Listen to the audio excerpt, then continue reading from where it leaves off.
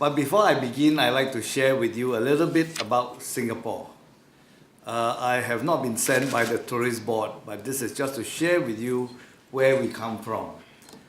Just a few PowerPoint presentation. Seoul is here, we are there, and it only takes 6 hours, 20 minutes to come by air. So all of you are invited to Singapore. If you need accommodation, we have got 380 beds in the hospital. For good friends, we will give you special rates. Now we have 5.2 million people and a small area, a little bit bigger when it's low tide. Actually, only 3.8 million people are Singaporeans, and the rest, as you know, are foreigners whom we welcome to Singapore. Many work there. Some become permanent residents and some become citizens. Some statistics of our aging population, as you can see, we are getting older as a population. Dependency ratio is also increasing. Life expectancy is quite respectable, but our young people are not able to reproduce. You know, a TFR of below 2.1 means that our population will shrink, and this is a big issue. Well, we have universal coverage, and our 3Ms is a very good system of financing our healthcare. This is a MediSave is a medical savings account. Every one of us will have to keep aside 6% of our monthly wages for healthcare use only. And we can only pool, limited pooling with your family, your loved ones, your brothers, sisters, your children, and your parents. MediShield is a catastrophic insurance. It's almost compulsory, but you can opt out. It's been around for 25 years, and about 95% of the working population are sharing this risk pool, and this is how we keep the premiums low. And MediFund is money set aside, the interest of which will be used to help poor people who cannot pay the copay. And this is how we look after our population to make sure anybody requiring care will receive care and it will be made affordable. You can see our healthcare scene. We are a very small country. We only have 14 hospitals and 10,000 beds. Compared to Korea, you have a lot more than us. And these are some of the statistics I thought you may be interested to know. Next. A little bit about Raffles. This is what we are. We are group practice. We are integrated healthcare. We have got primary care, specialist care, and a tertiary care hospital. And for some of you, you may be surprised. We are not only a private healthcare organization, but we are actually listed on a stock exchange. But I want to tell you that 60% of the shares are owned by people who work in Raffles, and 40% are owned by outsiders who don't work there, the fund managers, many investors, individuals and groups. Next. This is a hospital, some picture of the hospital and some facts. Well, we have this sort of thing in the hospital, and of significance is we are building an extension because 12 years after operating the hospital, we have ran out of space. And sometime later part of this year, we will start piling for the new extension, which will give us another 60% of space to grow our services. Next. Some of you may remember this is the Siamese twins operation, Sarang and Jihe, and they are now 10 years old because they were operated in 2003. And they are very well, they are separated, and the last we saw them, they have been developing quite normally. This is Korean ambassador to Singapore at that time, yes. And Wan Jung mentioned, we are a for-profit organization, but at the same time, the people who work in Raffles, the doctors, the nurses, set up Asian Medical Foundation to do charity work, to do pro bono work in the region and in Singapore. In Singapore, we give a lot of services to old people, elderly homes, people who need medical care and medical help. And then we sometimes do mission abroad. And this is one case where we sent a mission to Kunming, western part of China, and there was this young girl with a turban tumor. And if you see here that the tumor actually gone through the skull, but fortunately didn't go through the brain. So we brought her back to operate in Singapore because it was felt unsafe to operate in Kunming. And we're very happy that she's very well now, and this young lady does not need to cover her head anymore. She can show her beautiful hair and her scalp. Now let me go on to the topic that you have asked me to talk about. And I'd like to first start by sharing with you that there is a very big difference between exporting pharmaceuticals, devices and equipment versus exporting your healthcare services. The Korean pharmaceuticals and medical devices and medical equipment have actually made significant inroads into many, many markets in the world. And I believe this is a trend that will continue. Because you are a great industrial nation, you are able to do research, you are able to do the engineering, and you are able to produce it. Look at your Samsung Galaxy handphone. However, in the area of healthcare services, either foreign patients seeking care in Korea or Korean medical institutions spreading the wings abroad, there are very few examples. I suppose this state of affairs may be what motivates COMEA to organize this forum today. Despite the best efforts of WTO and the existence of bilateral and multilateral free trade agreements, there are still significant barriers today to the free importation and exportation of medical goods. And when it comes to the free flow of healthcare services, the barriers are many, many times more difficult. And actually, very often these markets are impenetrable. And there are many factors that contribute to this. Different languages and cultural norms, they often serve as natural barriers. Laws and regulations actually meant to promote safety for healthcare are very often used by countries and regulators to protect the local healthcare markets from foreign competition. Physician and nurse training and practice styles differ from country to country. While the human anatomy is similar or almost similar, the ways that the physician or physician groups deal with patients, the treatment preferences and method of financing the healthcare all add enormous challenges to a medical institution attempting to export its services abroad. The 3,000 daily tasks, I always say this, it takes at least 3,000 things to get it right to treat a patient properly. The 3,000 daily tasks of delivering good quality healthcare suddenly get transformed into 3,000 daily challenges and battles in a foreign land. As I look around the world, I see more examples of failure than success in the area of trying to export your medical institutions. Perhaps that is why the statement is made that healthcare is local. In other words, not easy for foreigners to go into healthcare in a foreign land because healthcare is local.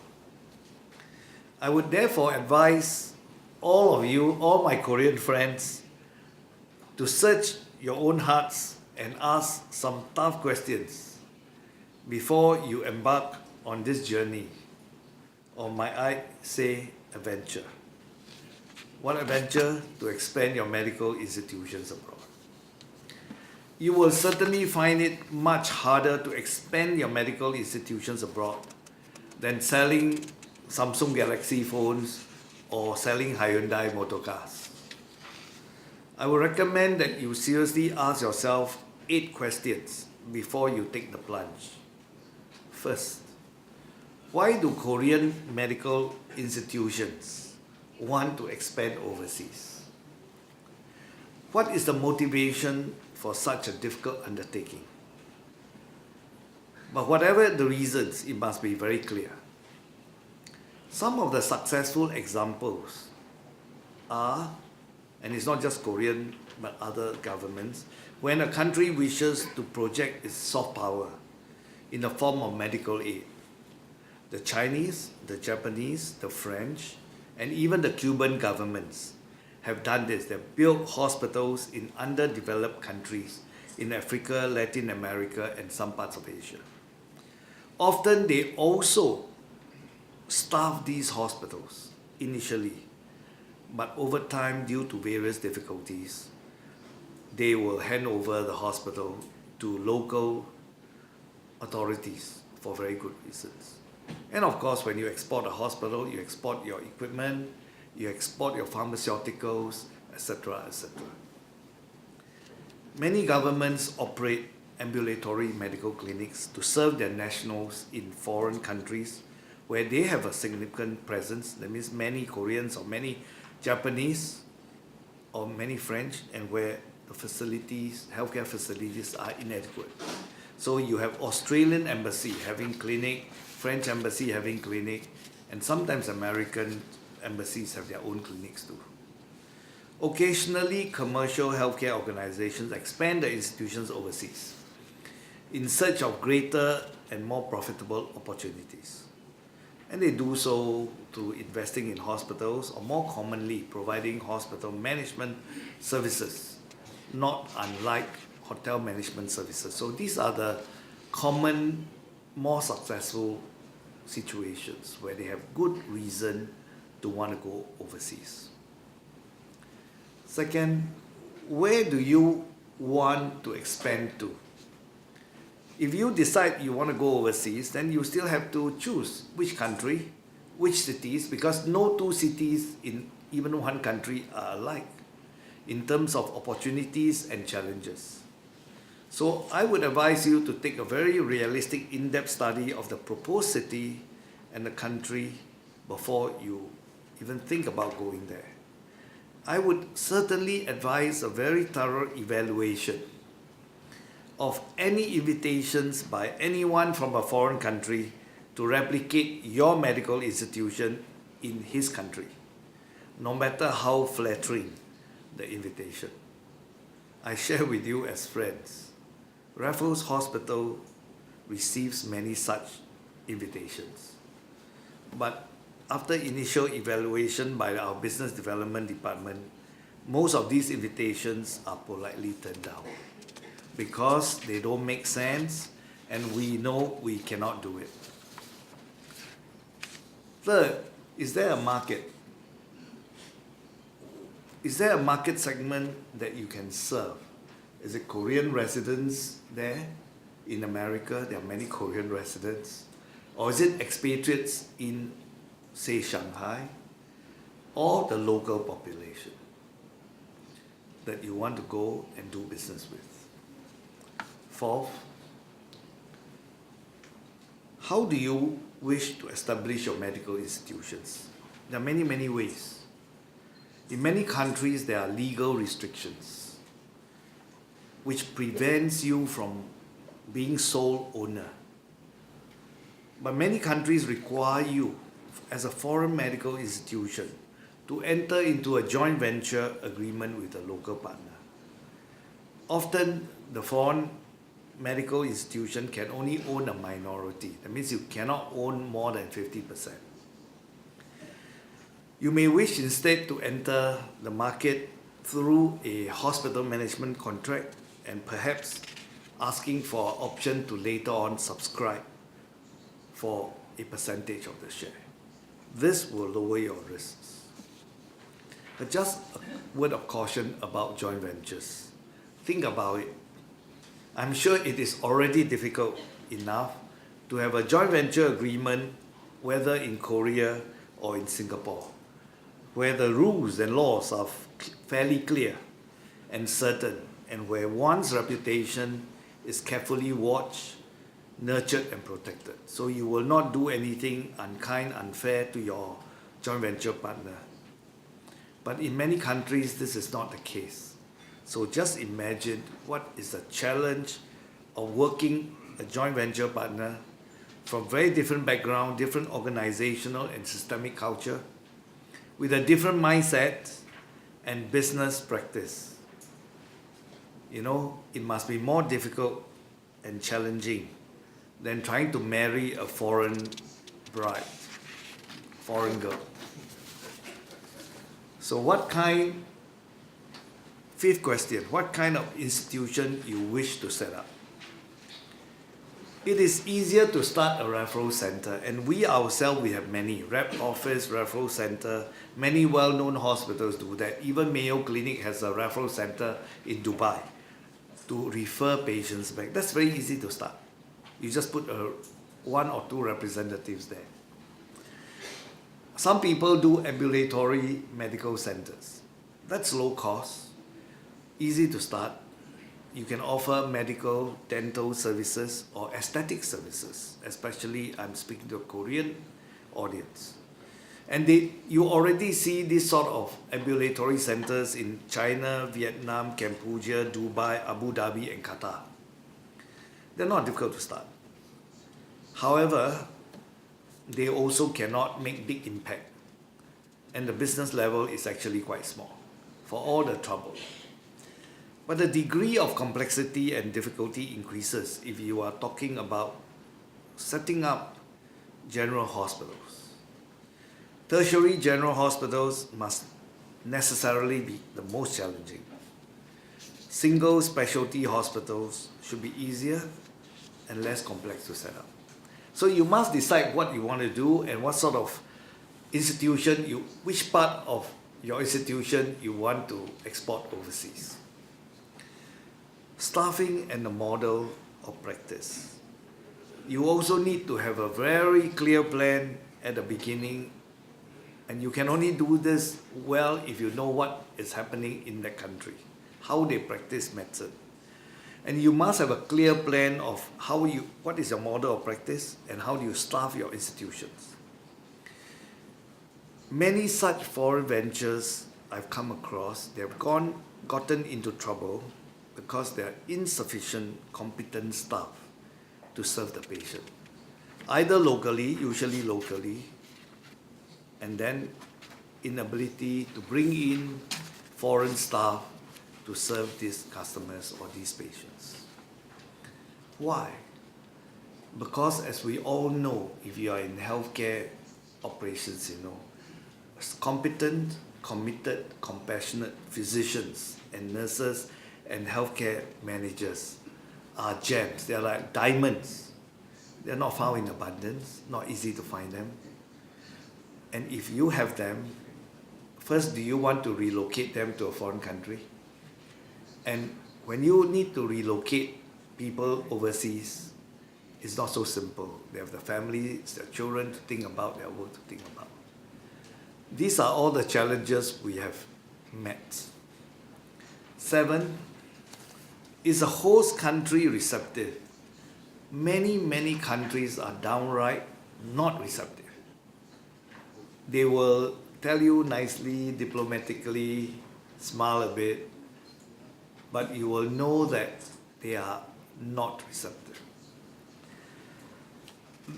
There are laws, regulations, as I say, meant for regulating or promoting healthcare safety. They will be used to restrict your doctors, your nurses from going into the country to compete with the local doctors and nurses.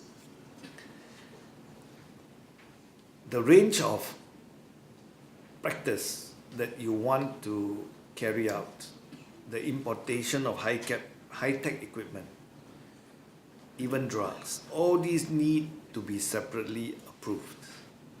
And with each of these approval, you can be held up. And these are all protectionist tendencies to keep the most lucrative part of the practice for the local boys and girls. 8. So you're not discouraged, you've considered 7 things and you say you still want to go. You've got to ask yourself, when are you ready to do it? If I have not sufficiently discouraged you from this madness of trying to expand your medical institution overseas, you still need to know when you should embark on such a venture.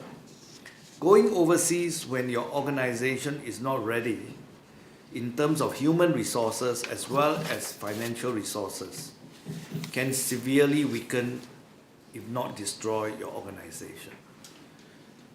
Very thorough preparation can serve at best to reduce the risk of disaster.